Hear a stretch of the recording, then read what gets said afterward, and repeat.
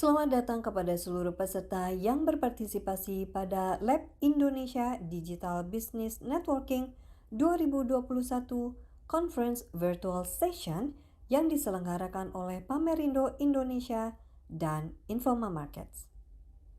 Lab Indonesia Digital Business Networking didukung oleh Badan Penelitian dan Pengembangan Industri Kementerian Perindustrian, Badan Riset dan Inovasi Nasional (BRIN), Badan Standarisasi Nasional (BSN), Balai Besar Industri Agro (BBIA), Lembaga Pengkajian Pangan, Obat-obatan, dan Kosmetika Majelis Ulama Indonesia (LPPOM MUI), Laboratorium Kesehatan Daerah Provinsi DKI Jakarta Labkesda Jakarta, Asosiasi Perguruan Tinggi Farmasi Indonesia APTFI, Himpunan Kimia Indonesia, HKI, Masyarakat Standarisasi Indonesia, MASTAN, Singapore Manufacturing Federation, SMF, Ikatan Laboratorium Kesehatan Indonesia, ILKI,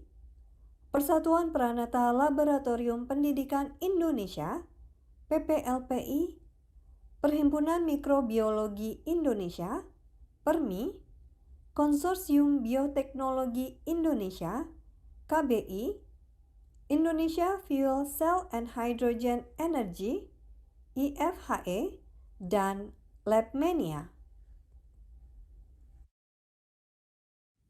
Sebelum kami memulai conference virtual session ini, kami ingin menginformasikan bahwa mikrofon dan video peserta telah kami nonaktifkan. Jika Anda memiliki pertanyaan untuk para pembicara, silakan kirimkan pertanyaan Anda melalui Q&A box yang tertera pada layar Anda. Jika terdapat gangguan pada internet selama conference virtual session berlangsung, mohon menunggu dan silakan masuk kembali ke link conference virtual session. Berikutnya kami akan putarkan video pameran Lab Indonesia 2018.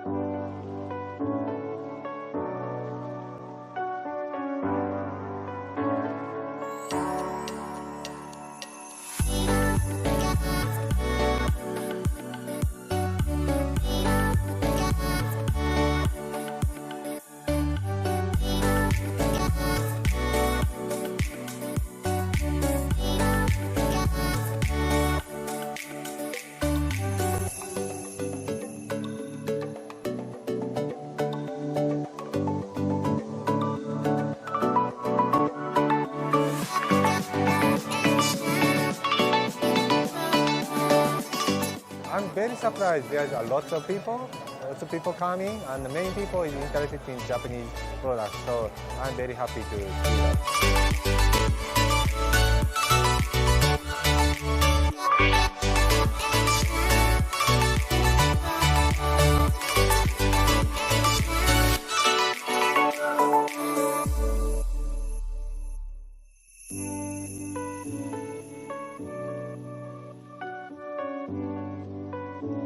Very fantastic event, and like I said, it's exceeded my expectation. I'm very happy with Lab Indonesia.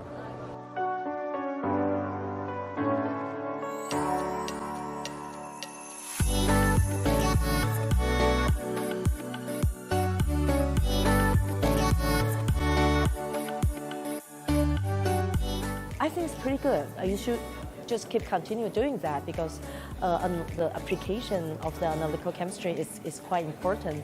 I mean, it can expand to a different discipline. So yeah, just keep doing it. We are going to do it.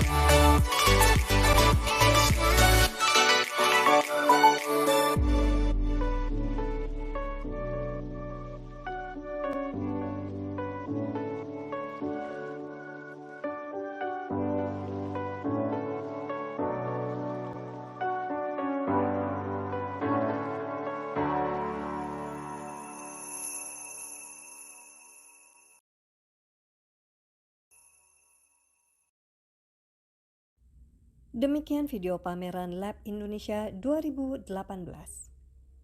Untuk sesi selanjutnya akan kami serahkan kepada moderator dan pembicara untuk memulai conference virtual session hari ini. Kepada moderator, untuk waktu dan tempat kami persilahkan.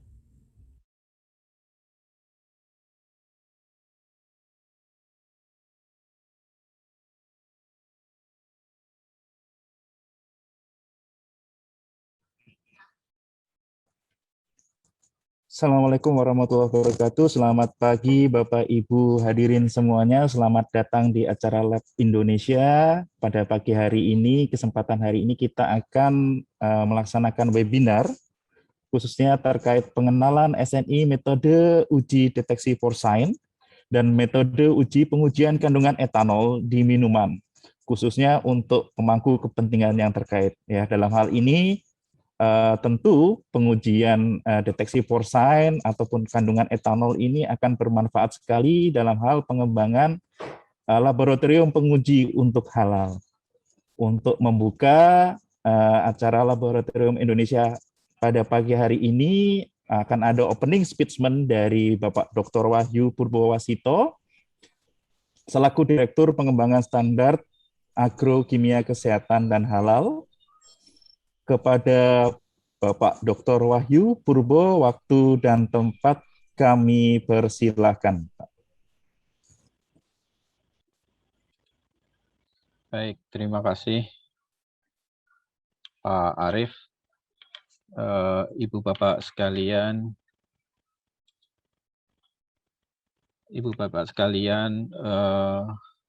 peserta webinar yang diselenggarakan atas kerjasama antara Lab Indonesia dengan BSN dan LPPOM MUI.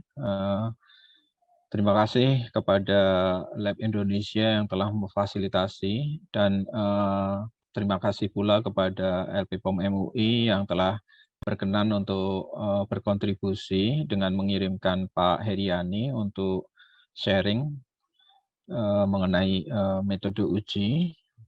Hari ini kita berbicara tentang atau mengenalkan tentang SNI terkait metode uji untuk paling tidak nanti membantu untuk melakukan pengujian terhadap suatu produk guna atau dari sisi kehalalan produk tersebut.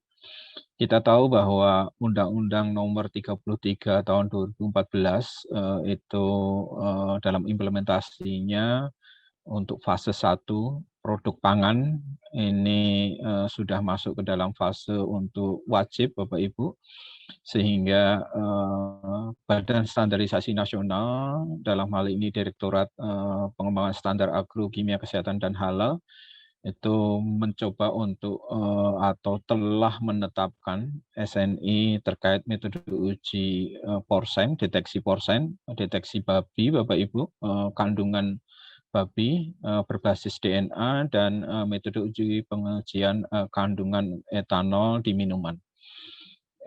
Kita tahu bahwa Bapak Ibu semua yang bekerja di laboratorium pasti akan mengetahui bahwa kalau suatu hasil uji itu akan ditentukan oleh setidaknya metode ujinya itu harus sama Bapak Ibu. Kalau metode ujinya berbeda, maka nanti akan ada kemungkinan hasilnya berbeda. Nah, khusus untuk halal karena hasil ataupun pengujian halal terutama untuk pengujian atau uji deteksi porsen atau babi ini adalah sifatnya, jadi ini harus dipastikan bahwa metode ujinya sama, tidak ada perbedaan. Kalaupun ada perbedaan, itu bisa kita minimalisir atau kita kurangi kemungkinan perbedaan itu bukan dari hasil metode ujinya, tapi barangkali nanti kita harus bicara ke depan bagaimana certified reference materialnya harus kita kembangkan, bagaimana kompetensi laborannya atau operator yang melakukan pengujiannya, bagaimana lingkungannya dan lain sebagainya, termasuk kita akan bicara bagaimana mesin atau alat yang kemungkinan harus kita kita siapkan juga, dan barangkali ke depan kita juga harus bicara bagaimana kalau kita sebut sebagai hal ataupun reference materialnya yang sama ini harus kita kembangkan ke depannya.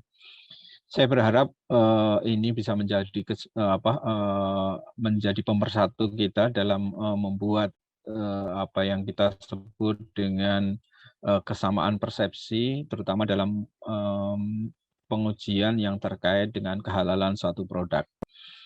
Bapak Ibu, barangkali ini langkah kecil buat kita bersama, tapi paling tidak kita sudah mencoba untuk menyatukan ini. Saya berharap Bapak Ibu juga nanti paham dan mengerti sepenuhnya apa yang disampaikan. Kami berharap dari kegiatan ini semakin banyak laboratorium yang peduli ini, karena kita ketahui bersama bahwa Undang-Undang Nomor 33 Tahun 2014 itu bersifat mewajibkan kehalalan, pencantuman tanda atau logo halal pada satu produk, terutama saat ini sudah pada masuk fase produk makanan. Untuk itu, dengan luasnya Indonesia, saya berharap makin banyak teman-teman yang mengetahui tentang adanya standar nasional Indonesia. Saya berharap tidak akan ada lagi diskusi, tidak akan ada lagi perbedaan pendapat, kecuali kalau itu perbedaan pendapat terjadi karena, maksud saya perbedaan pendapat itu terjadi karena perbedaan metode uji yang tidak menganut atau mengacu kepada SNI. Mari kita berkontribusi untuk membangun infrastruktur mutu melalui pengembangan lab Indonesia, melalui pengembangan lab yang ada di seluruh Indonesia. Dan saya berharap jembatan ini bisa membuat kita bersilaturahmi untuk membangun sesuatu yang lebih baik ke masa depan. Demikian saya ucapkan terima kasih kepada Pak Heriani dan juga Ibu Estiani yang telah bersedia untuk sharing tentang metode uji deteksi porcine atau babi dan metode uji pengujian kandungan etanol di minuman. Terima kasih. Wabillahi taufiq wal hidayah. Assalamualaikum warahmatullahi wabarakatuh. Terima kasih. Selamat menikmati webinar.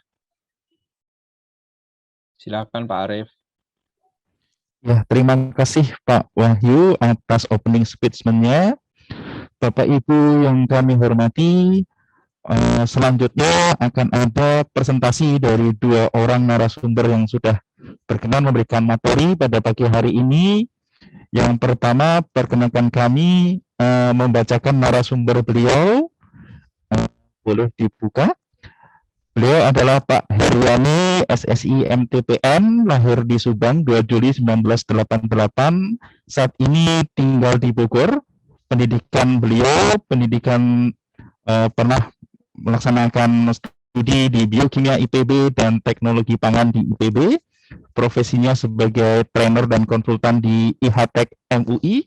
Terus kemudian sebagai asesor juga di LSP MUI, auditor dan laboratory manager di LPPOM MUI, dan juga merupakan anggota Komite Teknis 1906 pada metode pengujian kimia pangan. Pada saat ini, beliau telah siap untuk menyampaikan sharing pengalaman dan informasi terkait metode pengujian etanol pada minuman. Pada Pak Heriani, waktu dan tempat kami persilahkan. Baik, terima kasih banyak Pak Arief atas kesempatannya dan juga Pak Wahyu untuk mengundang kami ya dari LPPM MUI, termasuk juga saya sebenarnya bagian dari perwakilan dari Komite Teknis 1906, di mana anggotanya juga terdiri dari banyak stakeholder ya Pak, tidak hanya dari instansi pemerintahan, universitas termasuk juga perusahaan yang telah merumuskan metode SNI ini. Nah, baik. Assalamualaikum warahmatullahi wabarakatuh. Selamat pagi Bapak Ibu semua. Semoga kita semua selalu dalam keadaan sehat walafiat ya. Dan baik, pada pertemuan kali ini saya akan coba share screen dulu berkaitan dengan metode pengujian dari SNI 896 ya. Nah, saya coba share screen. Pak Arief, apakah sudah muncul slide saya, Pak? Sudah, Pak, sudah muncul. Sudah ya, baik. Ya. Terima kasih. Saya coba mungkin bisa di slideshow, Pak. Iya, baik. Iya, baik. Ya. Jadi seperti yang tadi di pembukaan sudah disampaikan oleh Pak Wahyu ya, bahwa ini merupakan bagian dari pendukung di Undang-Undang Nomor 33 tentang Jaminan Produk Halal. Salah satunya pengujian untuk mendeteksi dan juga kuantifikasi etanol pada produk minuman. Nah, SNI ini diterbitkan di awal tahun, sebenarnya diskusinya di tahun 2020 ya, dengan nomor 8965 tahun 2021. Nah, lingkupnya nanti akan saya sampaikan sesuai dengan isi yang ada di SNI tersebut, sampai dengan nanti bagaimana hasil dari pengujian berdasarkan metode ini ditentukan. Nah, yang pertama, sesuai dengan judulnya, bahwa SNI ini nanti akan diberlakukan untuk pengujian kadar etanol di produk minuman. Nah, kira-kira produk minuman apa sih yang mungkin menjadi lingkup dari metode ini ya? Nah, di dalam SNI ini, produk minuman yang dimaksud itu adalah yang pertama produk minuman beralkohol. Jadi kalau kita lihat di acuan dari PRK BPOM itu ada di kategori pangan nomor 14.2, termasuk juga produk minuman ringan yang tidak beralkohol atau kategori 14.1 dan termasuk minuman yang mengandung susu. Karena seperti yang kita ketahui juga terdapat beberapa produk fermentasi susu yang mengandung kadar etanol ya dalam produk akhirnya. Nah, kenapa lingkup ini ditentukan di dalam metode ini ya? Karena kalau kita lihat dari definisi minuman beralkohol, ini juga kami ambil dari PRK BPOM yang sama, yaitu minuman yang mengandung etanol atau etil alkohol ya sebagai hasil proses fermentasi produk hasil pertanian. Nah, jadi seperti yang kita ketahui juga hasil fermentasi hasil pertanian ini bisa memungkinkan terbentuknya kadar etanol dan juga atau tanpa proses distilasi dan atau etanol food grade ya atau tara pangan yang sengaja ditambahkan ke dalam produk minuman. Sehingga di dalam produk minuman tersebut memiliki kadar etanol. Nah, di dalam proses sertifikasi halal MUI juga memang untuk produk minuman tertentu yang diduga mengandung kadar etanol pada produk akhirnya itu diberlakukan pengambilan sampel ya dan dilakukan pengujian laboratorium untuk mengukur batasan kadar etanol. Nah, di mana batasan kadar etanolnya kita mengacu kepada fatwa dari Majelis Ulama Indonesia. Nah, kalau definisi etanol sendiri saya rasa tidak perlu dijelaskan ya, Bapak Ibu mungkin bisa lebih tahu. Kemudian di metode ini juga terdapat prinsip uji, di mana prinsip pengujian ini meliputi yang pertama adalah destilasi, kemudian identifikasi dan penentuan etanol ya menggunakan GCFID. Nah, distilasi ini dimaksudkan untuk memisahkan etanol dan juga komponen volatil lain pada suhu pemanatan di atas titik didih etanol ya. Jadi nanti kita bisa set suhu distilasi ini di atas dari titik didih etanol. Nah, bagaimana fungsi GCFID? Ini adalah menentukan konsentrasi etanol ya yang terukur di dalam sampel. Nah, berdasarkan kurva kalibrasi menggunakan standar etanol. Nah, kurva kalibrasi di dalam metode ini merupakan hubungan dari luas area antara etanol dan juga luas area standar internal. Nah, jadi nanti penentuan etanol dalam contoh ataupun juga penentuan standar etanol untuk kurva kalibrasi ini di dalam metode ini kita menggunakan standar internal pada konsentrasi yang sama seperti itu. Nah, itu prinsip ujinya dan ini merupakan bahan uji dan reaksi ya yang dicantumkan di dalam metode ini. Yang pertama pastinya etanol ya, baik itu kualitas standar atau minimum chromatography grade itu sudah cukup. Dan juga satu propanol. Nah, satu propanol ini digunakan sebagai standar internal, di mana kualitasnya sama ya dengan yang etanol, kualitas standar ataupun minimum chromatography grade. Kemudian gas pembawa itu gas helium dan juga pembentuk nyala api gas hidrogen, kualitasnya UHT. Kemudian air suling atau kita sebut sebagai air destilat ya atau aquades. Dan beberapa larutan yang dibutuhkan untuk pengujian ya, ada larutan standar dan juga larutan standar induk dan juga standar kerja. Nah, baik, mungkin untuk lebih jelasnya untuk larutan standar bagaimana proses pembuatannya, di dalam metode ini juga dicantumkan ya cara untuk membuat larutan standar induk, etanol ataupun satu propanol serta standar kerja. Nah, ini saya rangkum dari yang dideskripsikan di metode ini. Yang pertama untuk pembuatan standar induk etanol, di mana konsentrasinya adalah 5% bobot per volume etanol. Cara menentukannya mudah ya, jadi kita menimbang 2,5 gram etanol pada labu takar kosong. Nah, kemudian tinggal ditera sampai dengan tanda tera. Begitu juga untuk pembuatan larutan standar induk 1 propanol ya, dengan konsentrasi yang sama, hanya berbeda dari senyawanya saja. Nah, kemudian setelah kita membuat standar induk ya, baik itu etanol ataupun propanol, maka standar induk ini digunakan untuk membuat kurva standar.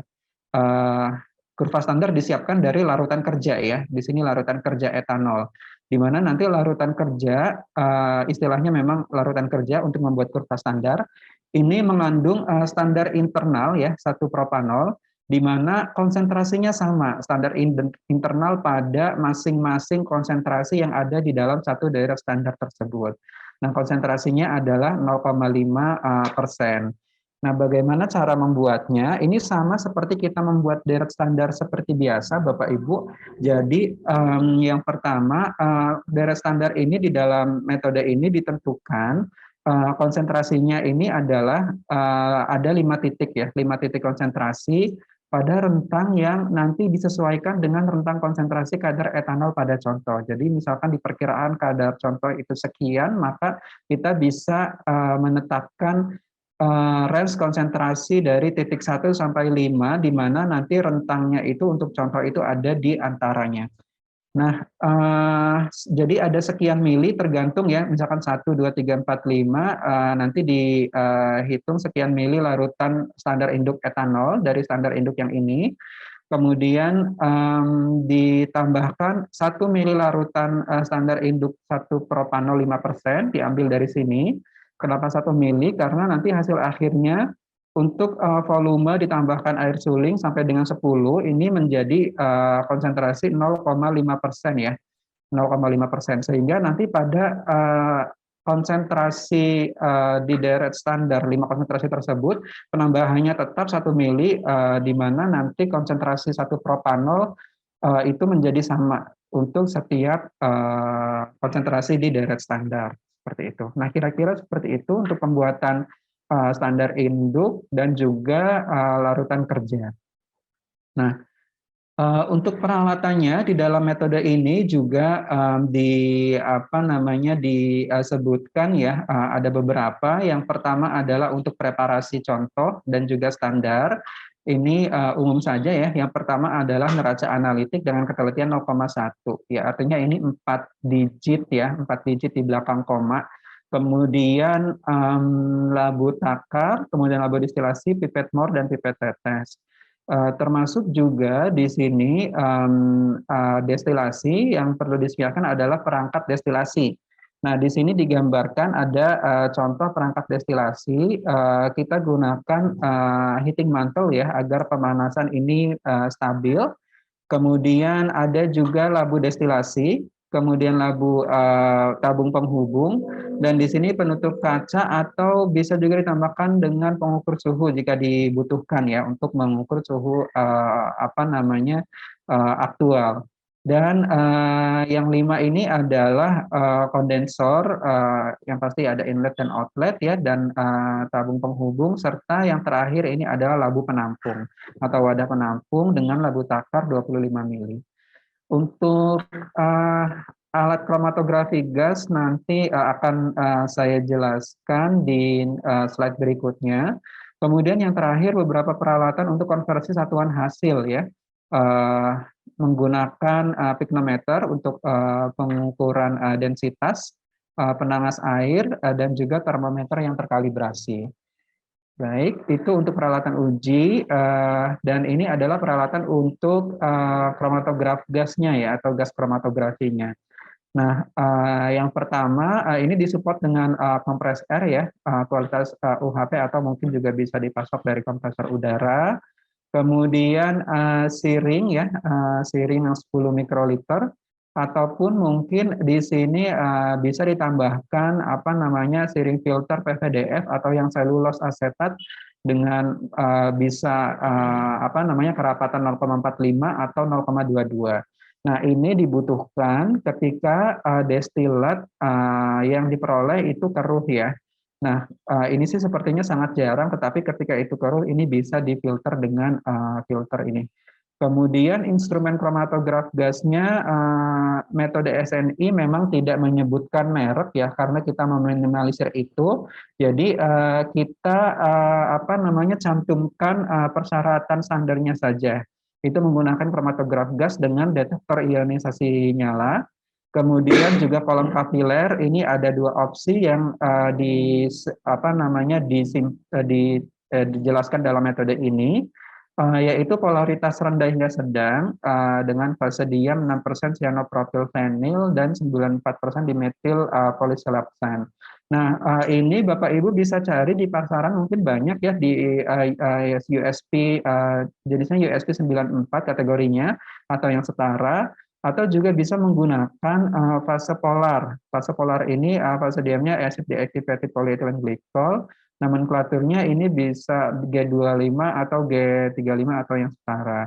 Nah, jadi ini yang kami cantumkan di dalam metode SNI ini. Selanjutnya, kondisi GC ya. Kalau yang tadi peralatannya untuk GC dan kondisinya bagaimana?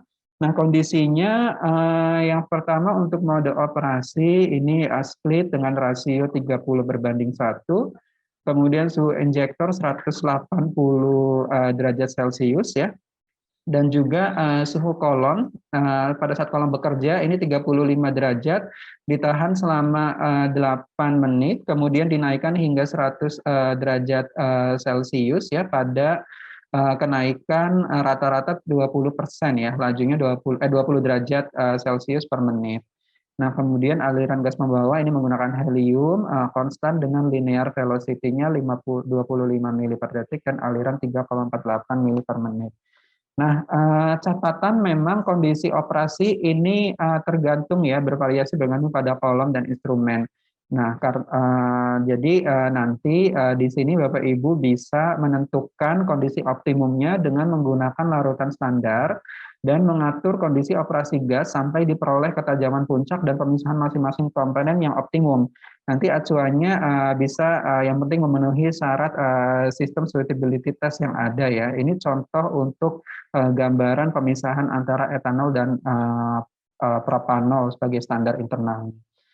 Suhu detektor 260, kemudian gas untuk FID-nya ya ini kita pakai hidrogen ya, alirannya 35 mili per menit, dan udara tekannya compressed air, alirannya 350 mili per menit. Dan ini juga kondisi ini juga nanti bisa disesuaikan bergantung pada instrumennya.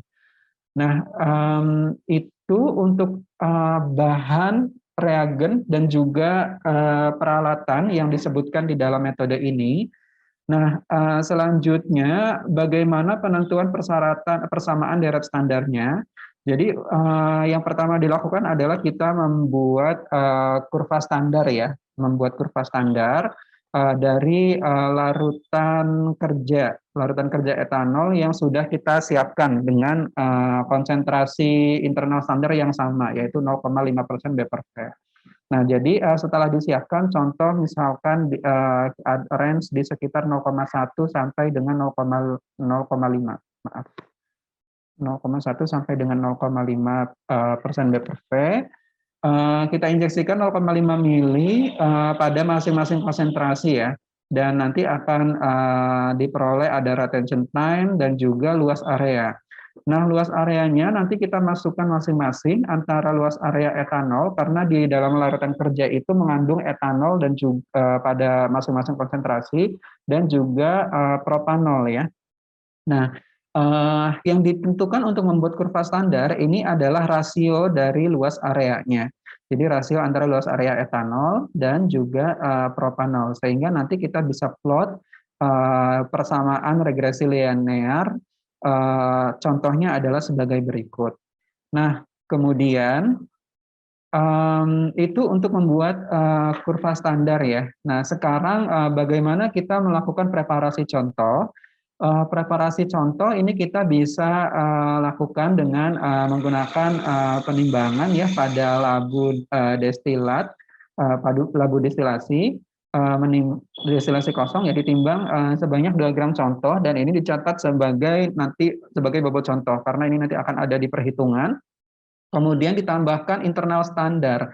Nah, internal standarnya ini diperoleh dari larutan standar induk, bukan dari larutan standar kerja ya. Kalau standar kerja untuk kurva kalibrasi, tetapi untuk larutan standar induk ini nanti sebagai internal standar yang menyertai sampel pada saat distilasi.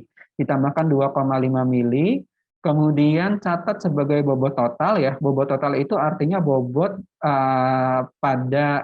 setelah ditambahkan contoh dan juga larutan standar induk 1 propanol. Kemudian setelah selesai penimbangan, maka ditambahkan air suling sampai dengan setengah volume labu untuk proses distilasi. Nah, proses distilasinya bergantung ya, kalau misalkan nanti terbentuk buih tinggal ditambahkan contohnya mungkin penghilang buih ya, atau misal dengan batu didih dan lain-lain. Nah, kemudian proses distilasi pada suhu di atas titik didih etanol, misalkan 100 sampai 150 derajat Celcius. Kemudian diperoleh destilat ya pada wadah penampung ini kan 25 mili. Jadi di metode SNI ini juga diberi warning sekitar 22 sampai 24 mili. Ini kisaran saja. Ketika misalkan destilat sudah mencapai 22 sampai 24 mili, maka proses destilasi di stop dan ditera dengan menggunakan air aquades atau air suling. Nah, kira-kira itu untuk proses destilasi. Jika keruh, maka ini bisa difilter dengan menggunakan filter PVDF atau selulose asetat. Ya, itu preparasi contohnya. Setelah kita mendapatkan destilat, maka ada beberapa perhitungan yang disyaratkan di dalam metode ini. Yang pertama adalah sebagai jaminan mutu, maka jaminan mutu dari proses destilasi ya, maka perlu ditentukan perolehan kembali. Ini bahasa Indonesia ya, yang baku, atau recovery standar internal. Nah, jadi recovery ini ya rumusnya umum saja ya, ini diperoleh dari konsentrasi propanol yang terukur dibagi dengan konsentrasi propanol yang teoritis ya. Nah, jadi yang pertama pasti sampelnya kita coba injek dulu ya, destilatnya kemudian dilakukan penentuan sebanyak 3 ulangan dari penimbangan sampai dengan injeksi. Nah, nanti hasil akhirnya itu dilaporkan sebagai rata dari 3 ulangan tersebut. Nah, kemudian kita hitung persen recovery-nya. Untuk konsentrasi standar internal teoritis ini diperoleh dari perbandingan antara bobot yang ditambahkan dengan bobot total. Itu kan konsentrasi ya, bobot propanol yang ditambahkan dengan bobot total.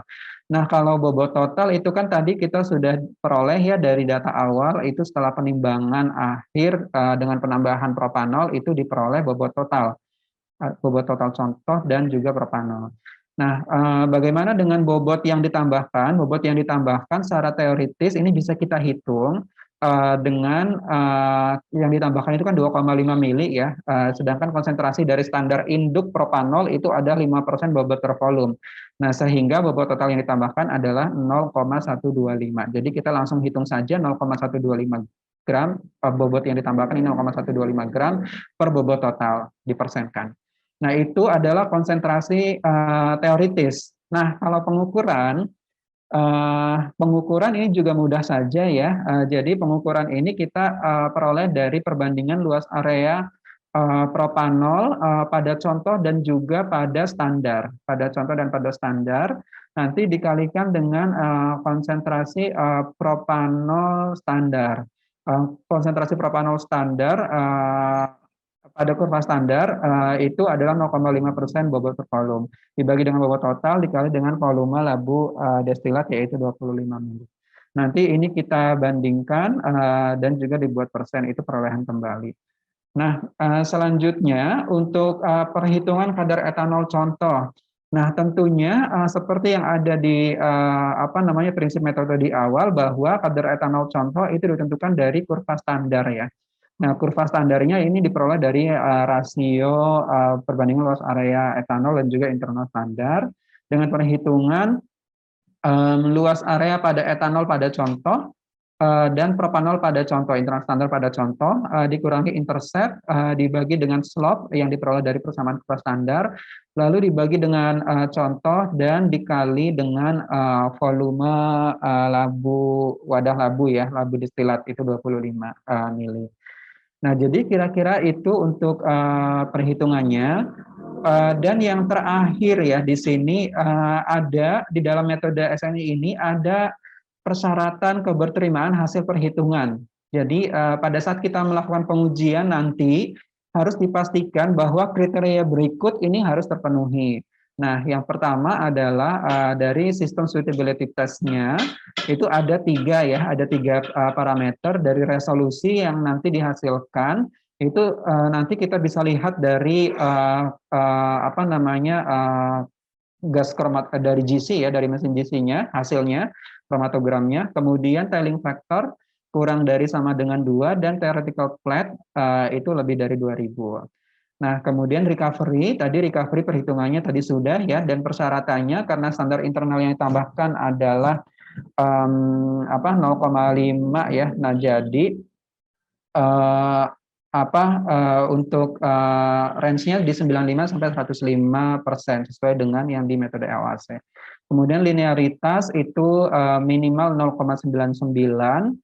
Kemudian presisi hasil pengujian per contoh karena tadi ada 3 replikasi, maka diperoleh presisi dihitung dari 3% RSD harus kurang dari 2/3 CP Horvitz. Nah, itu mungkin di sini saya coba lengkapi beberapa contoh perhitungan ya untuk memudahkan gambaran nanti bagaimana proses pengujiannya. Jadi ini contoh misalkan ada 3 sampel diperoleh 3 destilat diperoleh destilat dengan kromatogram berikut ya. Nah, yang pertama yang kita evaluasi adalah keberterimaan dari perhitungannya ya. Jadi kriterianya tadi dari SST-nya. Nah, ada resolusi, kemudian ada telling factor, dan juga ada theoretical flat atau kolom efisiensi. Nah, ini kita ambil saja data dari kromatogram yang terbentuk ya, peak result-nya. Ini ada resolusi lebih dari 2, ini memenuhi syarat. Kemudian telling factor ya, ini bagus ya, tidak ada telling, ini kurang dari sama dengan 2. Jadi ini juga memenuhi syarat, serta theoretical flat ini lebih dari 2000. Nah, jadi dengan ini datanya ini bisa digunakan, hasilnya memenuhi. Dan kemudian untuk recovery, nah recovery tadi itu kan dari propanol yang ditambahkan ya. Nah, jadi dihitung dari perbandingan propanol dari pengukuran dengan rumus yang tadi, misalkan diperoleh ini ya, kemudian ini adalah bobot totalnya, kemudian dibandingkan dengan propanol teoritis ya, dari perbandingan luas area propanol pada contoh dan standar tadi dikalikan dengan konsentrasinya ya, dan juga dibagi bobot total. Nah, diperoleh recovery, nanti recovery ini juga keberterimaannya dibandingkan lagi dengan syarat recovery-nya. Nah, karena ini ada di range 95 sampai 105, maka ini memenuhi. Kemudian yang terakhir ini perhitungan kadar etanol. Nah, jadi dari 3 sampel, misalkan bobot pada saat penimbangan 2 gram didata seperti ini, dan diperoleh dari masing-masing destilat ya. Di sini kan ada nih ya luas area etanol, propanol, dan seterusnya ya. Yang kedua juga sama. Nah, nanti rasionya ini kita buat dan kemudian ini diolah dengan rumus yang tadi ya, perhitungan kadar etanol dari perbandingan antara luas area etanol dan juga internal standar pada contoh dan selanjutnya. Nah, kira-kira itu nanti dari situ kita hasil akhirnya adalah rata ini yang nanti akan ditampilkan pada laporan hasil uji, dan untuk keberterimaannya itu presisi ya, ada presisi yang disyaratkan di dalam keberterimaan hasil pengujian pada metode ini, di mana presisi diperoleh dari persen RSD yang harus kurang dari 2/3 dari CP Horvitz.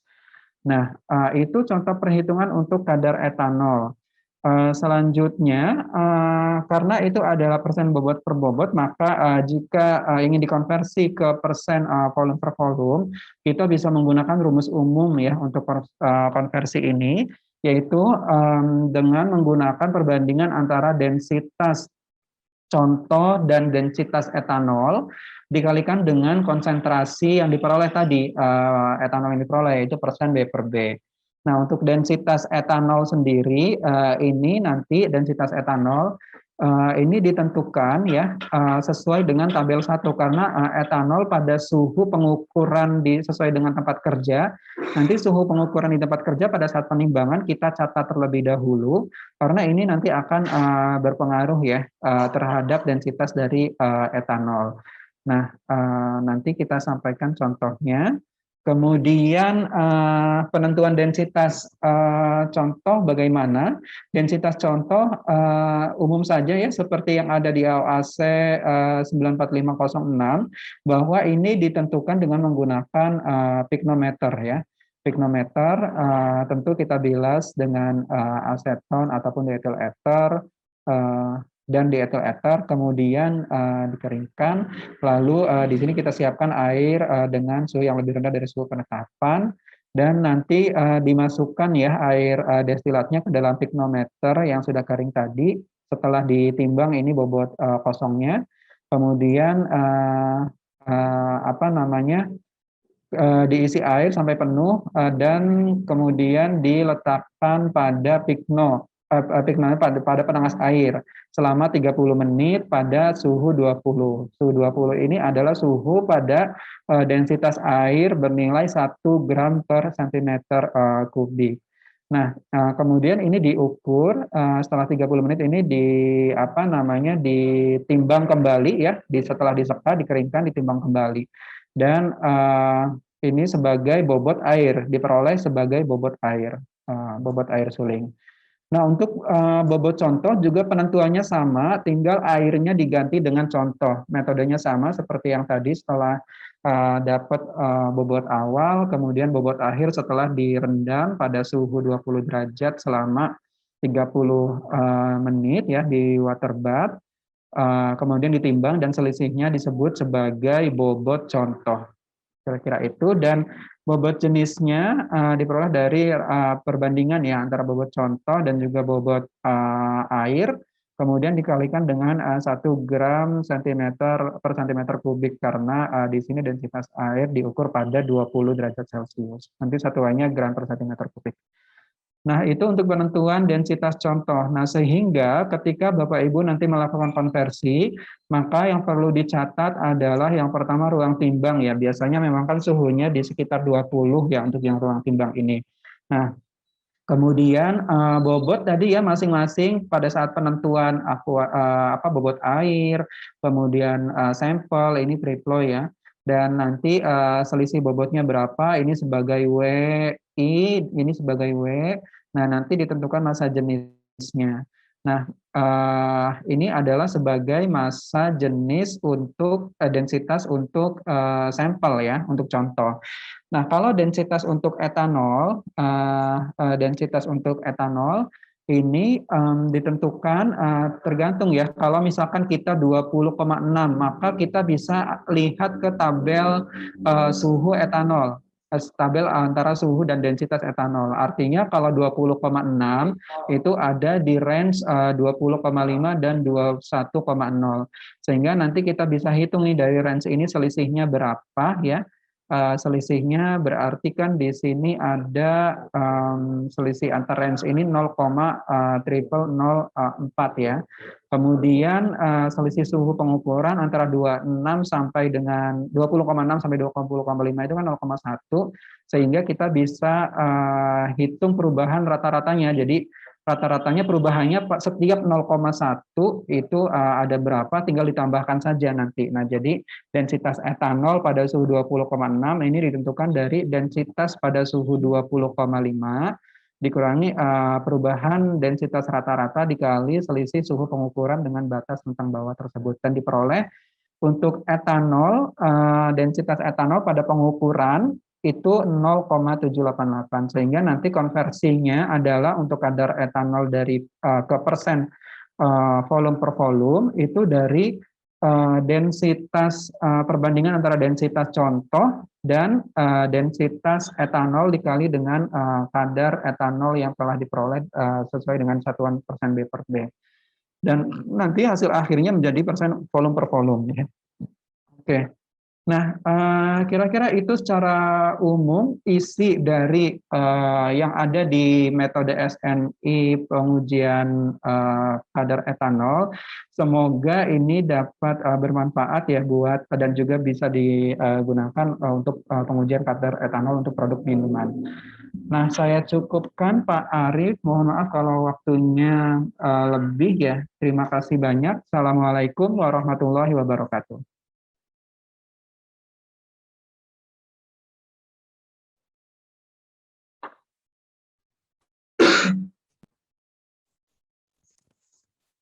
Waalaikumsalam warahmatullahi wabarakatuh. Terima kasih atas presentasinya Pak Heriani. Untuk Bapak Ibu hadirin, bagi yang ingin memberikan pertanyaan untuk Pak Heriani bisa disampaikan melalui kolom Q&A. Nanti akan kita jawab bersama selepas presentasi dari pemateri selanjutnya. Baik, untuk pemateri selanjutnya boleh dibantu untuk ditampilkan. Ya, presenter selanjutnya adalah Ibu Estiani Indraningsih. Beliau alumni dari Biologi Universitas Gadjah Mada. Saat ini profesinya sebagai analis kebijakan di Direktorat Pengembangan Standar Agrokimia Kesehatan dan Halal. Namun saat ini beliau juga terlibat aktif dalam pengembangan SNI, khususnya terkait perumusan SNI dalam hal ini pengembangan SNI halal. Kepada Bu Estiani, waktu dan tempat kami persilahkan, Bu. Terima kasih Pak Arief untuk waktu dan kesempatannya. Suara saya sudah terdengar? Sudah, Bu. Oh ya, terima kasih. Sebelum kami mulai, mungkin di sini kami akan menyapa dulu para senior-senior dan pihak-pihak yang lebih ahli daripada kami yang selama ini terlibat dalam perumusan SNI dan lain-lain. Di sini kami melihat di daftar peserta melihat rekan-rekan dari PPOMN, dari SNSU, dan beberapa dari lembaga penilaian kesesuaian terkait. Mohon izin, saya akan memulai share screen untuk materi hari ini terkait dengan pengenalan SNI metode uji deteksi porsin.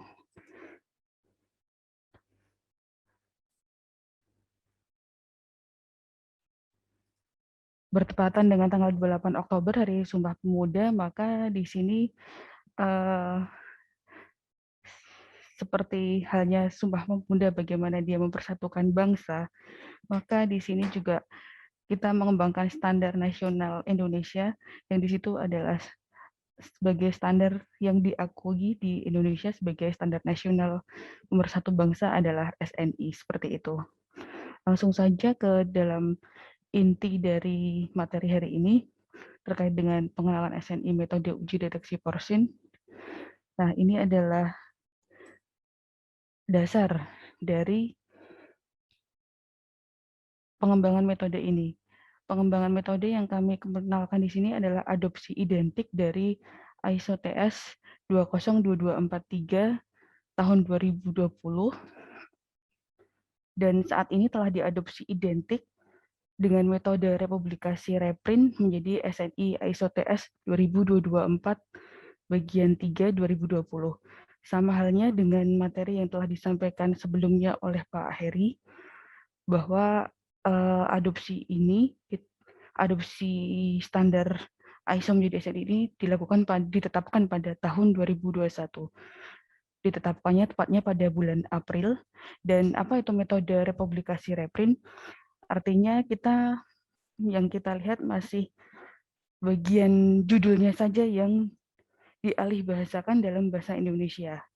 Jadi ISO TS 20224-3 2020 ini diadopsi identik dengan menjadi judul analisis biomarker molekuler deteksi bahan turunan hewan pada bahan pangan dan bahan pakan menggunakan real-time PCR. Bagian 3, metode deteksi DNA babi.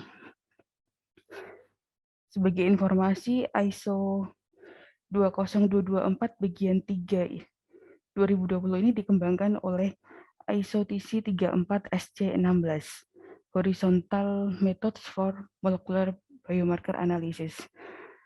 ISO TC 34 artinya di sini dia terkait dengan food product, produk pangan.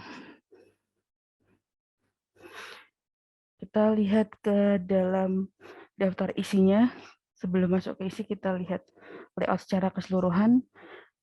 Dimulai dari daftar isi, kemudian prakata. Kalau Bapak Ibu nanti mencoba mendapatkan dokumennya, mungkin saat ini masih melihat isinya dari bagian pendahuluan ke belakang ini masih dalam bahasa Inggris, tetapi untuk kepentingan pengenalan metode pada hari ini, kami mencoba mengalihbahasakannya dalam bahasa Indonesia. Dapat dilihat bahwa yang pertama adalah bagian ruang lingkup, kemudian acuan normatif, istilah definisi, dan seterusnya. Ini nanti akan kita coba sampaikan secara detail satu persatu. Latar belakang dari kenapa dari ISO mencoba mengharmonisasikan standar ini, terutama terkait dengan deteksi DNA pada produk pangan, itu adalah yang pertama karena pemalsuan daging di situ adalah praktek yang curang dalam pangan dan pakan yang mengancam keamanan publik dan perdagangan. Kemudian dengan metode analisis dengan real-time PCR untuk identifikasi daging dari spesies hewan berdasar DNA yang ada dalam bahan pangan. Langkah yang dilakukan merupakan langkah yang sudah biasa dalam biologi molekuler, meliputi dari penyiapan porsi uji atau sampel, ekstraksi dan purifikasi asam nukleat, kemudian amplifikasi PCR, dan interpretasi hasil. Kemudian di dalam dokumen standar ini memberikan panduan untuk aplikasi PCR dan interpretasi hasil khusus untuk deteksi DNA baby. Sebenarnya dari seri ISO 20022-4 ini terdiri dari spesifikasi teknis yang menjelaskan aplikasi spesifik untuk masing-masing spesies.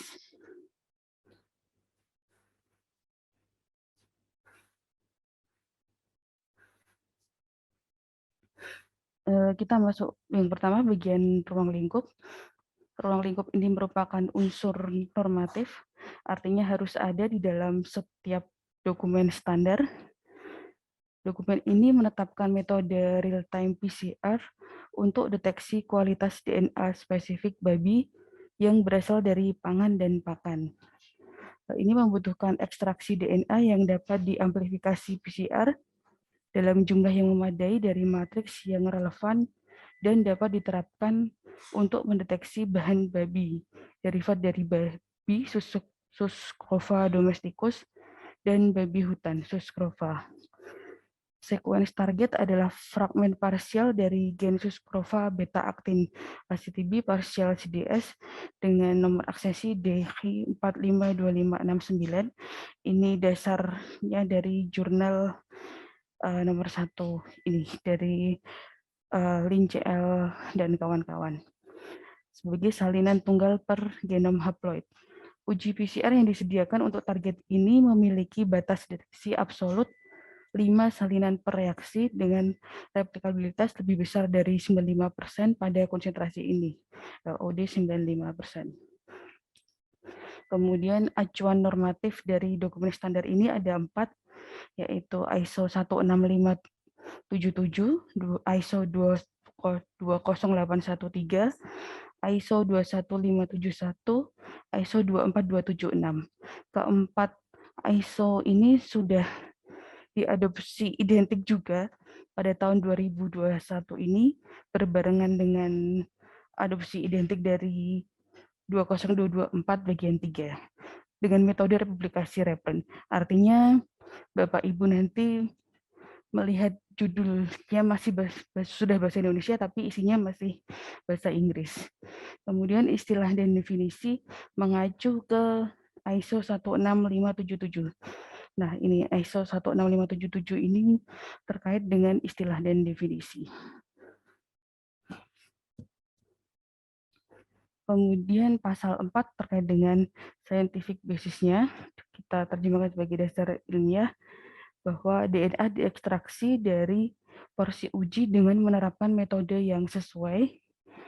Lihat ISO 21571-2005, bagian A1, analisis DNA terdiri dari 2 bagian, verifikasi kualitas dan amplifikasi DNA yang diekstraksi menggunakan uji PCR khusus untuk eukariota, misalnya gen 18 srRNA atau mamalia dan unggas, misalnya gen myostatin.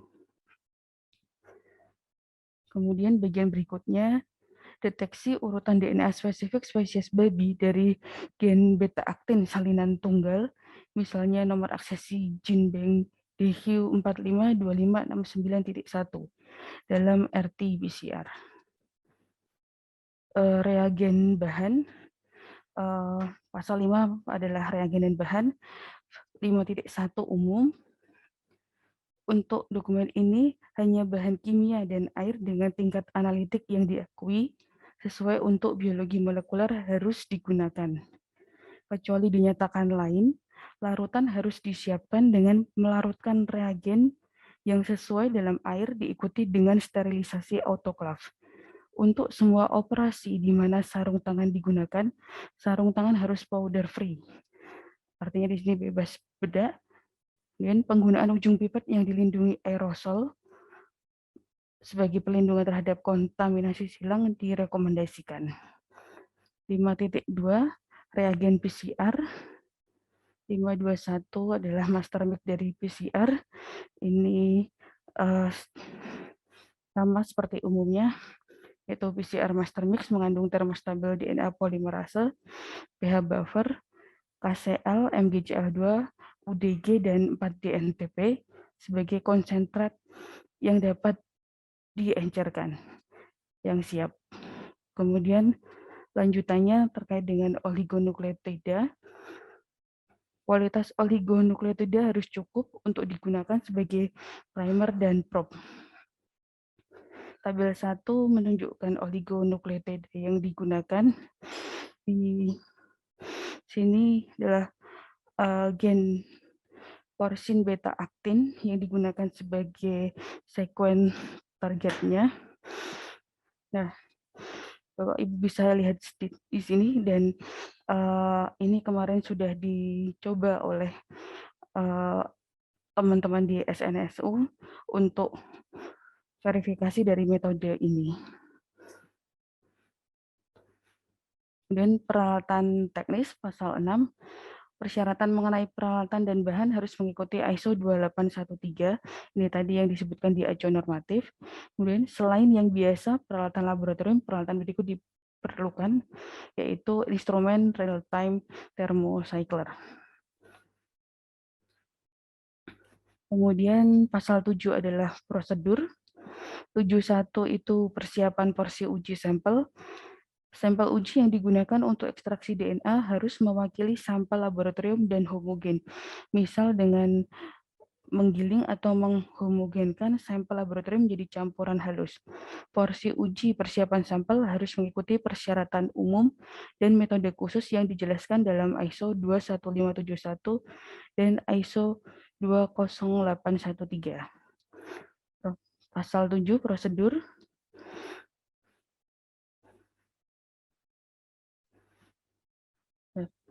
Lanjutannya dari 71, K72 persiapan ekstrak DNA, ekstraksi pemurnian dan kuantifikasi DNA dari porsi uji harus mengikuti persyaratan umum dan metode yang disediakan dalam ISO 21571. Metode ekstraksi DNA dijelaskan dalam ISO 21571 2005. Lampiran A direkomendasikan. 73 pengaturan PCR, 731 campuran reaksi. Metode ini untuk volume total 25 mikrolit per PCR dan pengaturan reaksi diberikan pada tabel 2. Reagen harus benar-benar dicairkan pada suhu kamar. Setiap reagen harus dicampur dengan hati-hati dan sebentar disentrifugasi segera sebelum dipipet. Campuran reagen PCR disiapkan untuk mengandung semua komponen kecuali DNA sampel. Jumlah total yang dibutuhkan dari campuran reagen PCR yang disiapkan tergantung pada jumlah reaksi yang akan dilakukan, termasuk setidaknya 1 reaksi tambahan sebagai cadangan pemipetan. Jumlah sampel dan ulangan kontrol harus mengikuti ISO 20813. Kemudian siapkan tes PCR dengan urutan sebagai berikut: campuran reagen PCR, sentrifus sebentar, dan pipet 20 mikrolit ke dalam masing-masing vial reaksi. Tambahkan 5 mikrolit setiap sampel DNA, 20 nanogram per mikrolit hingga 200 nanogram per mikrolit, atau kontrol target DNA positif atau kontrol kosong ekstraksi atau air ke masing-masing vial reaksi. Kemudian campur dan sentrifuge sebentar. Tabel 2 menunjukkan pengaturan reaksi untuk amplifikasi.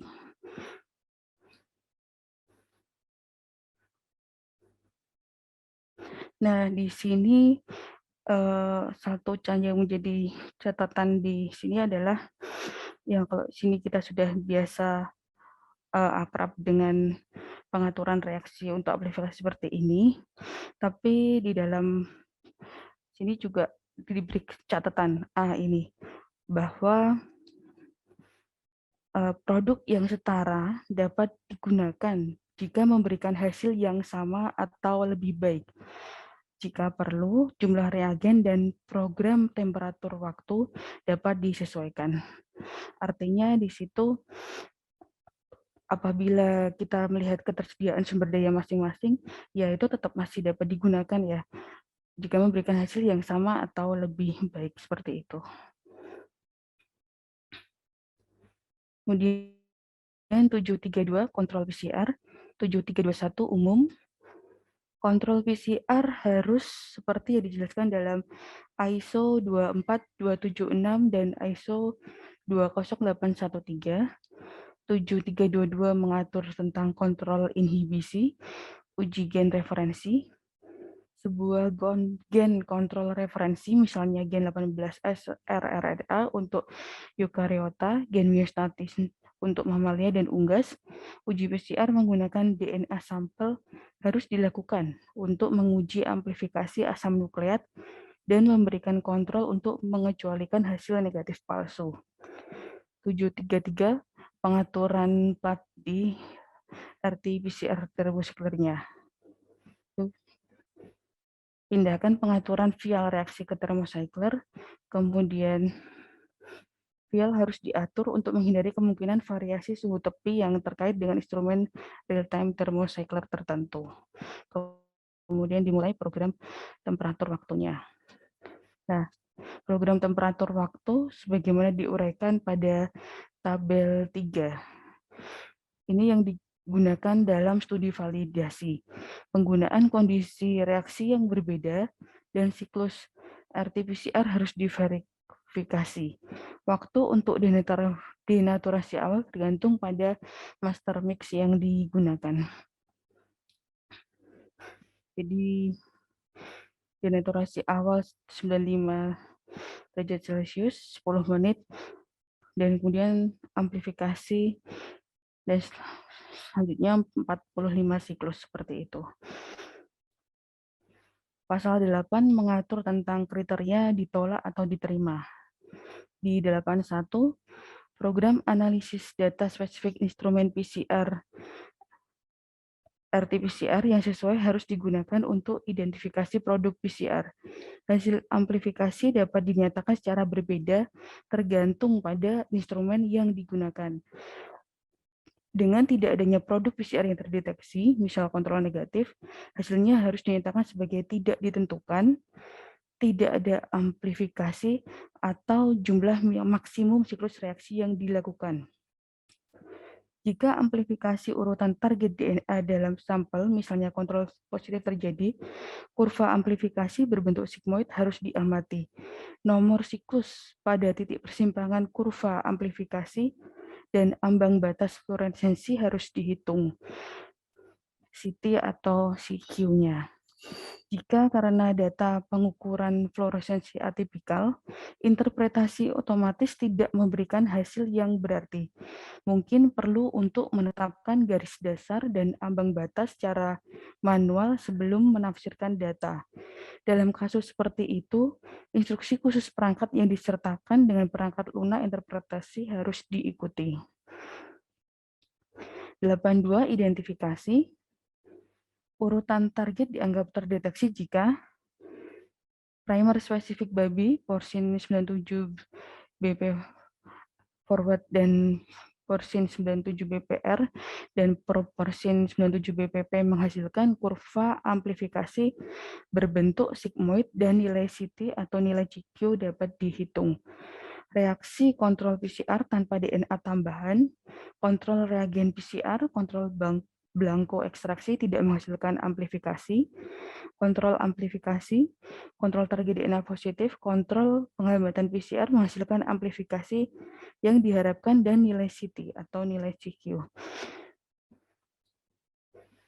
Deteksi jejak didefinisikan sebagai PCR dengan nilai CT lebih lambat dari yang ditentukan pada target LOD 95%. Dalam hal deteksi jejak atau hasil positif negatif yang bertentangan dari ekstraksi yang berbeda dari sampel yang sama, maka sampel tersebut harus diuji ulang.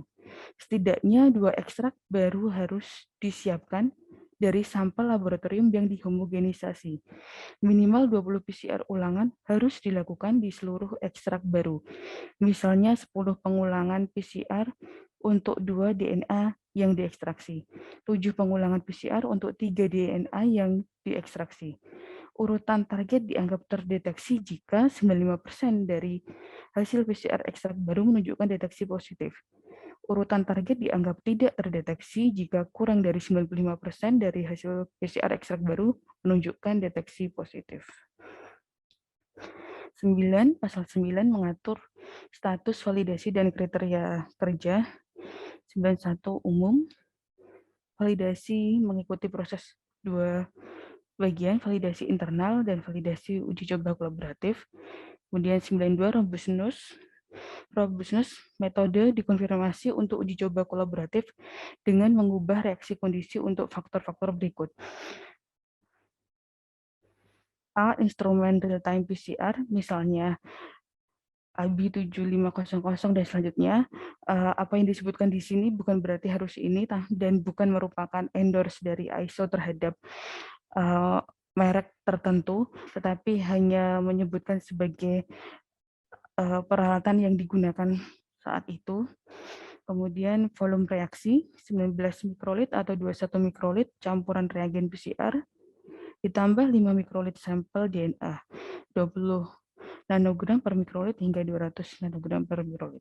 Suhu annealing 59 derajat Celcius dan 61 derajat Celcius. Kemudian konsentrasi primer atau probe keduanya dikurangi 30%. Untuk setiap faktor yang diuji, PCR dianalisis dalam rangkap 3, masing-masing dengan 20 salinan urutan target dan dengan 100 salinan urutan non-target sebagai kontrol negatif. Kinerja metode tetap memuaskan untuk sampel dan kontrol negatif di bawah kondisi yang berubah untuk setiap faktor yang berubah. Reprodusibilitas dari metode ini. Reprodusibilitas metode ini diverifikasi dalam uji coba kolaboratif dengan 13 peserta yang diselenggarakan oleh Technical Center for Animal, Plant, and Food Inspection and Quarantine dari Bea Cukainya Shanghai sesuai dengan protokol IUPAC dan pedoman BVL. Dan peserta menerima 12 sampel DNA untuk evaluasi tingkat positif palsu dan negatif palsu. Semua sampel diberi label dengan nomor pengkodean acak dan terdiri dari 6 sampel ulangan. Ke-12 sampel DNA tersebut adalah 6 vial larutan DNA babi, 10 salinan per mikrolit, kemudian 6 botol larutan DNA kuda, 20 salinan per mikrolit. Nomor salinan ditentukan menggunakan real-time PCR dari metode ini dan pengenceran serial DNA plasmid yang mengandung urutan target. Konsentrasi plasmid DNA salinan per mikrolit diukur dengan PCR digital. Selanjutnya, peserta menerima master mix PCR dan oligonukleotida, primer dan probe dari penyelenggara tes kolaboratif untuk melakukan eksperimen PCR. DNA genom babi dan kuda diekstraksi dari daging babi dan daging kuda. Masing-masing kemudian disesuaikan dengan buffer 0,2 TE ke konsentrasi nominal 10 salinan per mikrolit untuk DNA babi dan 20 salinan per mikrolit untuk DNA kuda masing-masing seperti itu. Dan uji coba kolaboratif dirancang untuk menentukan tingkat positif palsu dan negatif palsu. Setiap sampel DNA diuji oleh peserta dalam tes PCR tunggal dengan 5 mikrolit larutan DNA masing-masing menggunakan prosedur dan kondisi yang diberikan pada tabel 2 dan 3. Hasil uji coba kolaboratif tercantum pada tabel 4. Ini adalah hasil uji coba kolaboratifnya. Jumlah laboratorium yang berpartisipasi ada 13. Ke-13-nya menyerahkan hasil. Kemudian jumlah sampel per laboratorium ada 12. Jumlah hasil diterima 156. Jumlah sampel yang diterima yang mengandung bahan babi 78, yang tidak mengandung bahan babi 78, false positif, false negatif 0. Kemudian sensitivitas dan penggunaan metode ini, batas absolut deteksi LOD 95% untuk metode ini adalah 5 salinan DNA. Uji coba kolaboratif metode deteksi babi dilakukan bersamaan dengan uji kolaboratif metode deteksi bovin, ovin, dan chicken. Urutan DNA target sapi, ovin, babi, dan ayam disintesis dan diklon ke dalam vektor PUC57.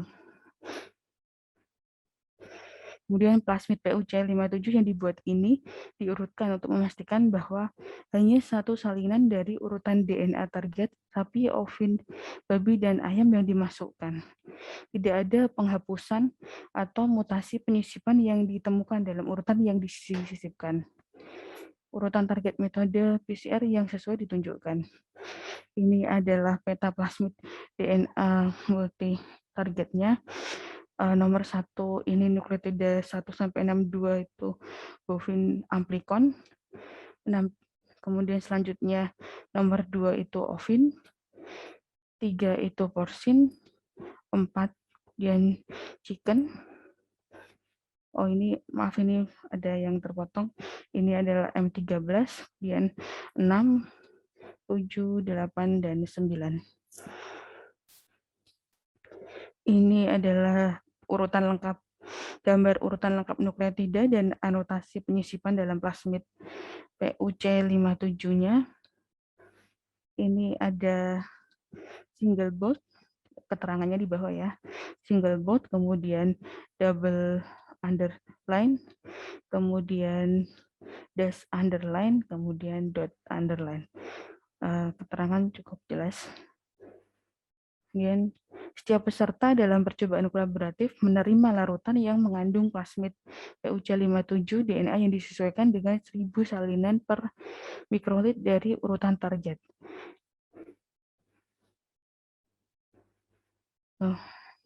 Jadi ini adalah lanjutannya tadi dari ujinya. Dan probabilitas deteksi POD menggambarkan probabilitas bahwa amplifikasi PCR akan terjadi pada sejumlah salinan dari urutan target. Data kualitatif yang dihasilkan di semua laboratorium dan tingkat pengenceran digunakan untuk menentukan POD 0,95 dari metode deteksi. Lihat tabel 6, seperti yang dijelaskan pada referensi 4. Standar deviasi ditentukan menjadi 0,3 dan LOD 95% adalah 3,1 salinan. Kedua parameter jauh di bawah maksimum yang dibutuhkan masing-masing 1 dan 20 salinan. Ini adalah hasil uji coba kolaboratif untuk batas deteksi LOD 95 di tabel 5.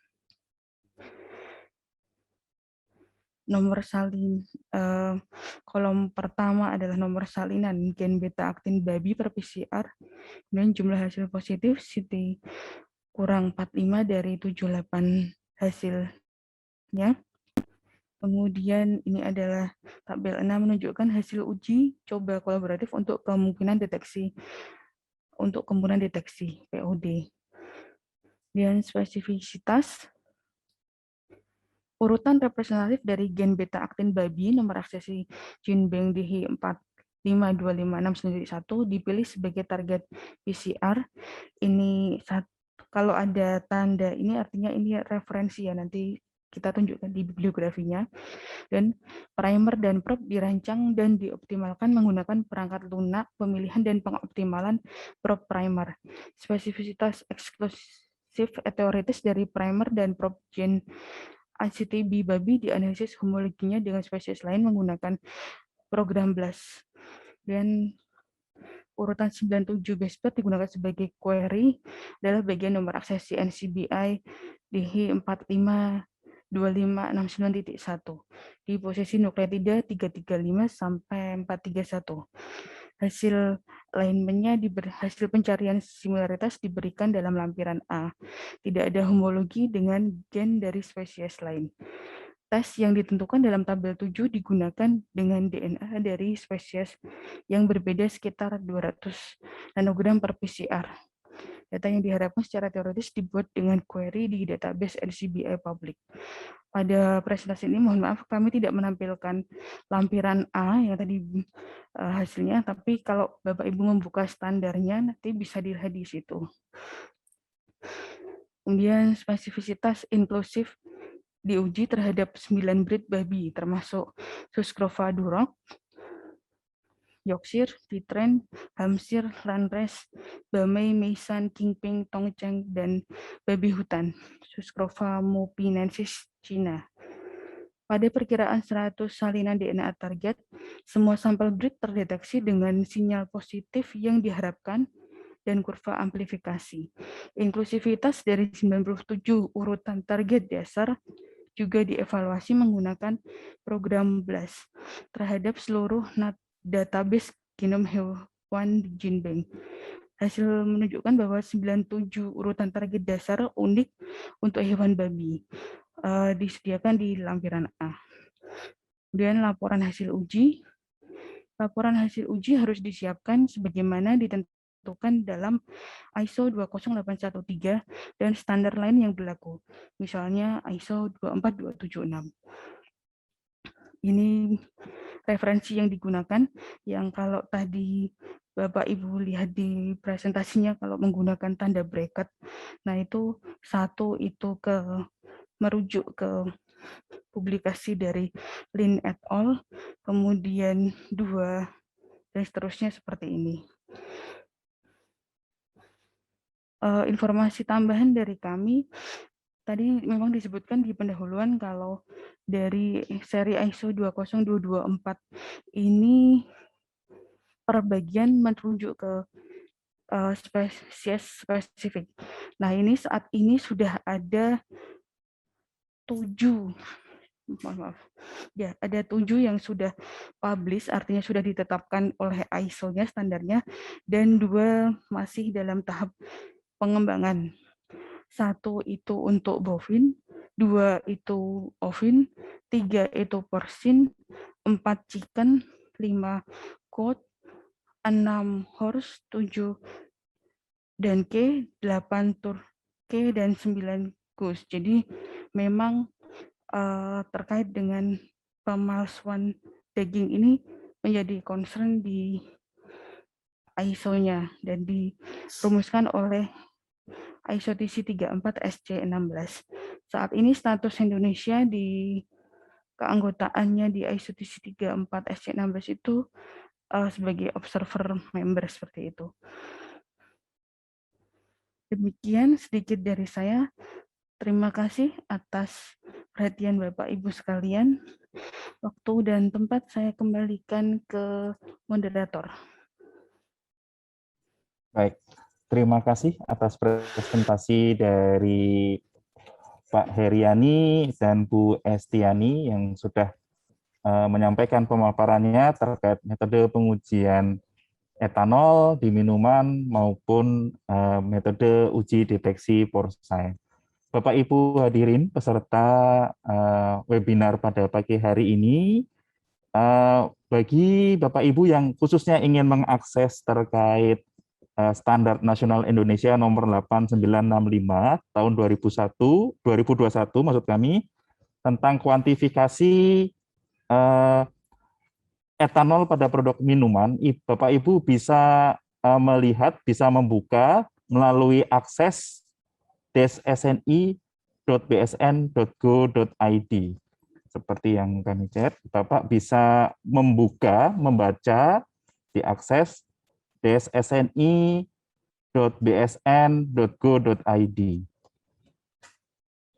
Nanti selain dapat melihat atau mengetahui SNI yang 8965 2021 tadi, Bapak Ibu juga bisa melihat SNI-SNI lain yang mungkin terkait dengan ruang lingkup pengujian yang sudah dilakukan oleh laboratorium Bapak Ibu yang miliki. Ya, mungkin sebagian kita saat ini akan memasuki sesi tanya jawab. Bapak Ibu, mohon izin, ini saya melihat sudah cukup banyak pertanyaan dari yang sudah diberikan dan sebagian besar sudah dijawab oleh Pak Heriani dan Pak Wahyu juga ikut membantu menjawab.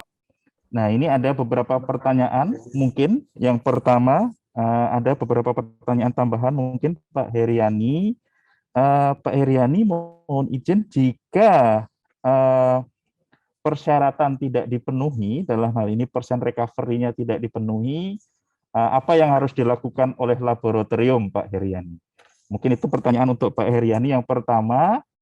Terus kemudian selanjutnya ada pertanyaan cukup banyak, ini pertanyaan untuk Bu Estiani. Sampel untuk pengujian porcine metode PCR apakah hanya untuk pengolahan daging saja? Selain menggunakan PCR, apakah ada metode lain? Mungkin masing-masing satu pertanyaan untuk masing-masing pembicara. Waktu dan tempat kami persilahkan. Mungkin Pak Heriani bisa menanggapi terlebih dahulu, Pak. Ya, baik. Terima kasih Pak Arif atas pertanyaannya ya. Nah, jadi kalau kita lihat di metode SNI ini, kenapa persen recovery ini dipersyaratkan? Nah, itu sebagai jaminan mutu dari salah satu jaminan mutu dari proses pengujian ya. Nah, seperti yang kita ketahui bahwa untuk menentukan konsentrasi analit, mulai dari proses preparasi, bagaimana caranya kita memastikan bahwa analit yang terdeteksi tersebut adalah kuantitinya itu sesuai dengan apa yang ada di sampelnya.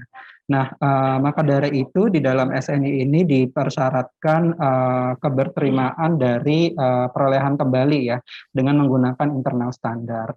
Nah, jadi ketika memang internal standar ini tidak terpenuhi, maka salah satu jaminan mutu di pengujian ini juga tidak terpenuhi. Oleh karena itu, yang perlu dilakukan oleh laboratorium adalah yang pasti adalah evaluasi ya, evaluasi dari apa-apa yang sudah dilakukan, apakah dari personelnya atau mungkin kalibrasi peralatannya dan lain-lain. Jadi itu sangat penting Bapak Ibu untuk salah satu jaminan mutu dari proses pengujian ini ya. Selain itu juga kenapa internal standar ini digunakan? Ini juga kan salah satunya selain melihat recovery, itu juga kita bisa internal standar ini bisa berfungsi untuk mengkoreksi dari hasil kadar etanol yang diperoleh dengan penggunaan kurva standar tersebut. Ya, baik itu Pak Arif, jawaban dari saya semoga bisa menjawab pertanyaannya ya dari audiens. Terima kasih Pak Heriani. Baik, kepada Bu Estiani, monggo silakan di. Ya, saya coba jawab ya. Nanti kalau ada tambahan ataupun koreksi dari Pak Wahyu atau dari yang lain boleh kalau mau menambahkan. Pertanyaannya itu kan apakah sampel untuk pengujian porsin metode PCR apakah hanya untuk produk pengolahan daging saja? Selain menggunakan PCR, apakah ada metode lain? Sebenarnya kenapa dari ISO ini, sebenarnya bukan dari ISO, awalnya mengapa diperlukan harmonisasi metode ini, karena dari beragamnya metode itu perlu ada suatu keseragaman untuk mengatasi nanti bagaimana bila ada dispute di situ. Kenapa dipilih menggunakan PCR? Karena di situ sensitivitasnya yang tinggi, seperti itu. Jadi konsepnya adalah seperti itu. Kalau Bapak Ibu akan menggunakan metode sama-sama menggunakan PCR-nya, menggunakan metode yang lain, ya mungkin dimungkinkan juga. Tetapi ketika kita menggunakan pengujian yang pasti kan kita harus tahu bagaimana ketertelusurannya dengan metode ini seperti itu. Jadi kenapa dari ISO kemudian mengembangkan metode seperti itu, karena ya sudah melalui dari validasi dan verifikasi yang perjalanan panjang seperti itu, maka bisa ditetapkan sebagai suatu standar internasional. Dan dalam hal ini BSN sebagai anggota dari ISO yang mengambil benefitnya sebagai anggota itu bagaimana memudahkan stakeholder di Indonesia di sini untuk mengakses informasi itu. Jadi langkah pertama yang kita lakukan adalah mengadopsi standar internasional tersebut, kemudian mensosialisasikannya ke stakeholder terkait.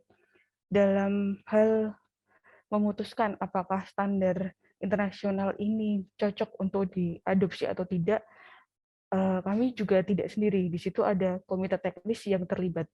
Komite teknis yang terlibat di situ ada 4 stakeholder dari produsen, konsumen, regulator, pakar di situ. Jadi ketika suatu komite teknis memutuskan untuk mengadopsi metode, ya sudah melalui pertimbangan seperti itu. Kenapa dipilih PCR? Ya karena sensitivitasnya yang tinggi. Seperti itu dari saya. Baik.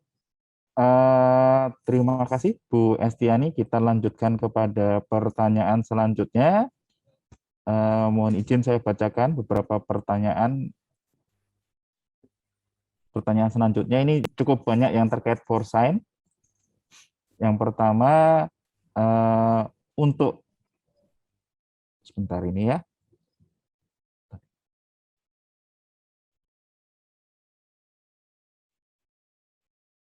Untuk deteksi RT-PCR, real-time PCR mungkin yang di sini ya, menggunakan ACTB gene ini apakah mampu untuk mendeteksi porcine derivative materials dari produk turunan daging yang telah mengalami proses pengolahan yang cukup panjang?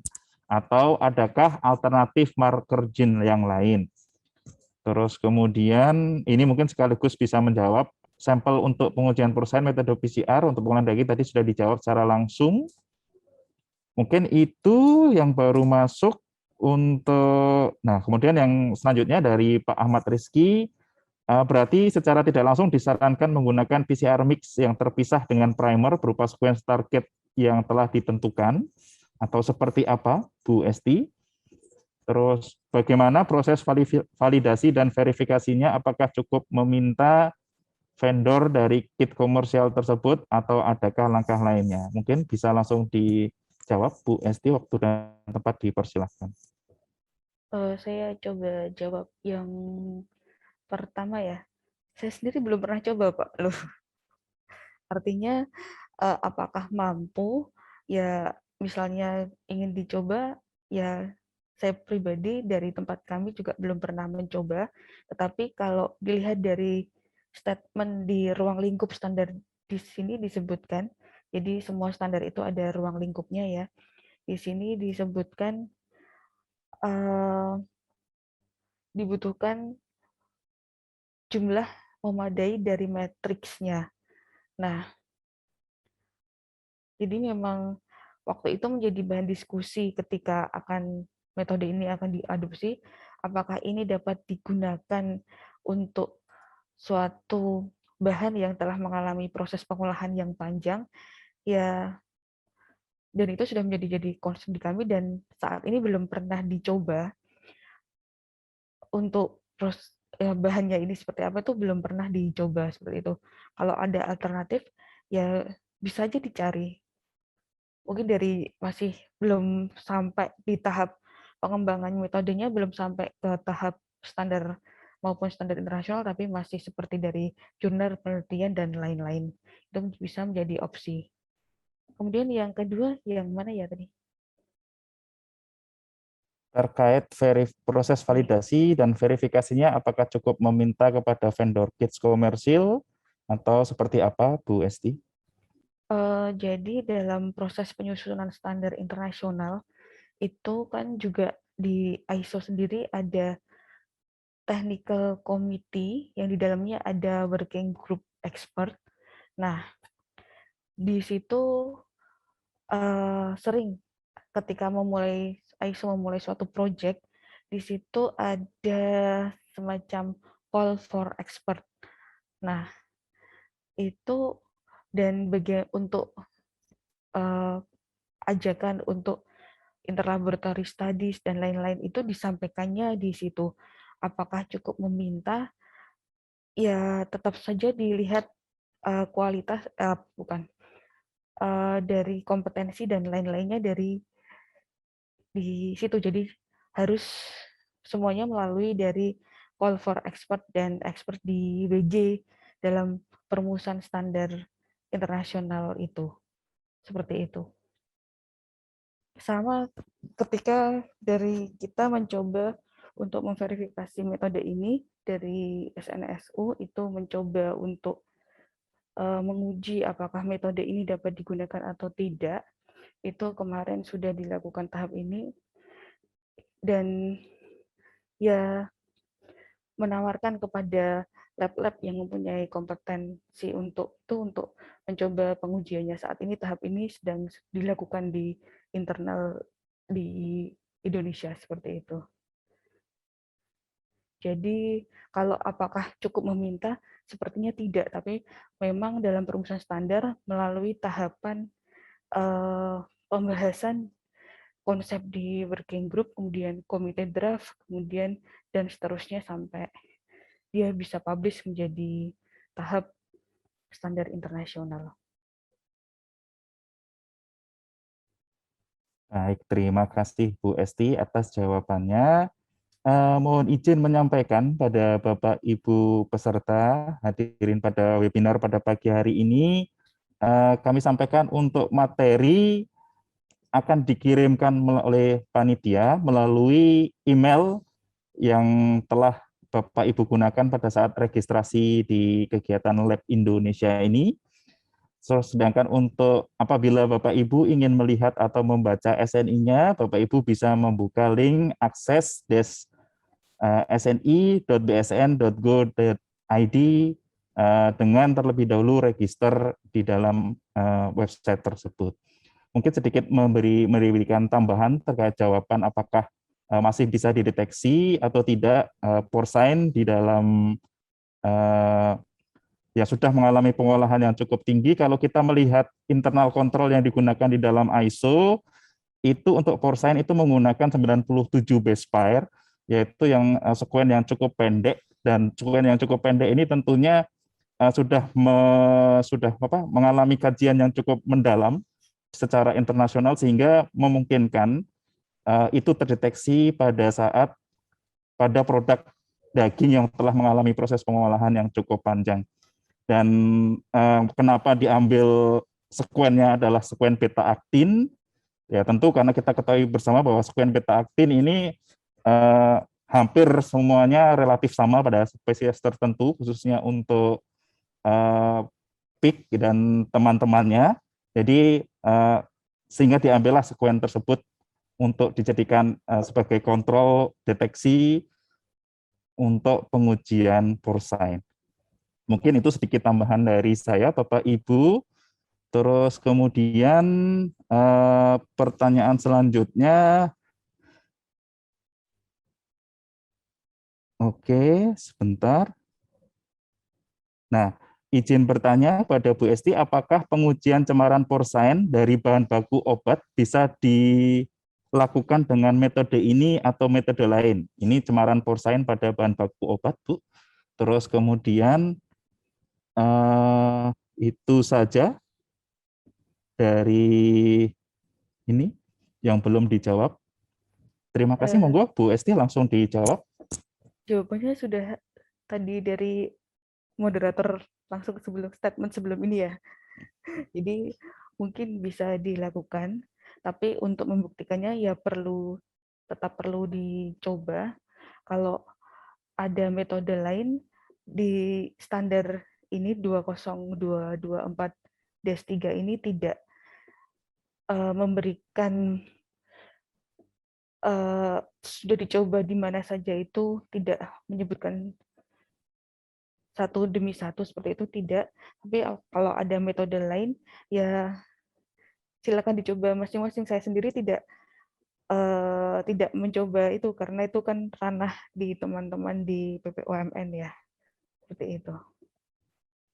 Baik, terima kasih atas jawabannya. Terima kasih pada Bu Heriani, Pak Heriani dan Bu Estiani pada kesempatan pada pagi hari ini. Saat ini sudah pukul 11.40, sudah 10 menit dari jadwal yang telah dilaksanakan, dan ini juga akan ada aktivitas dan agenda yang lain. Terima kasih kepada Bapak Ibu narasumber. Sebelum kami tutup, untuk pertanyaan selanjutnya nanti mungkin bisa disampaikan melalui email kepada Lab Indonesia, nanti akan diteruskan kepada Bapak Ibu narasumber untuk dapat ditindaklanjuti. Untuk webinar pada pagi hari ini akan kami cukupkan. Sebelum kami akhiri, izinkan saya membacakan sebuah pantun. Pisau diasah buat bertani, bawa ke ladang naik pedati. Selesai sudah presentasi webinar pagi ini, semoga bisa memberi sebuah arti. Terima kasih atas peran serta Bapak Ibu. Terima kasih pada Bapak Ibu narasumber dan Lab Indonesia yang telah menyelenggarakan webinar pagi ini. Wassalamualaikum warahmatullahi wabarakatuh. Sampai berjumpa di pertemuan yang akan datang. Terima kasih Bapak Ibu. Waalaikumsalam warahmatullahi wabarakatuh. Pak Eko, Pak Heri dan Bu Esti, mohon Waalaikumsalam, terima kasih Pak Arif, Bu Esti, untuk Pak foto Wahyu. bersama, Pak. Ya, Pak Arif, Pak Heri dan Ibu Esti, mohon waktunya untuk foto bersama. Saya izin ya Bapak Ibu, Assalamualaikum. Pak Heri, mohon maaf Foto Pak, dulu, Pak. foto dulu Foto dulu ya. sebentar. Oke, ya. Baik. Tadi nggak terpakai nih ya Pak ya. Oke, baik, saya hitung 1 sampai 3, kita ambil 2 kali ya Bapak Ibu. Oke. Ya, boleh Bu. Hitung di 1, 2, 3. Oke. 1 lagi ya Bapak, Ibu. Oke, tunggu sebentar. Oke, 1, 2, 3. Baik, terima kasih Bapak, Pak Arif, Pak Heri, dan Ibu Esti atas presentasi. Sama-sama Ibu. Terima kasih. Terima kasih banyak. Ya. Assalamualaikum warahmatullahi wabarakatuh. Waalaikumsalam warahmatullahi wabarakatuh.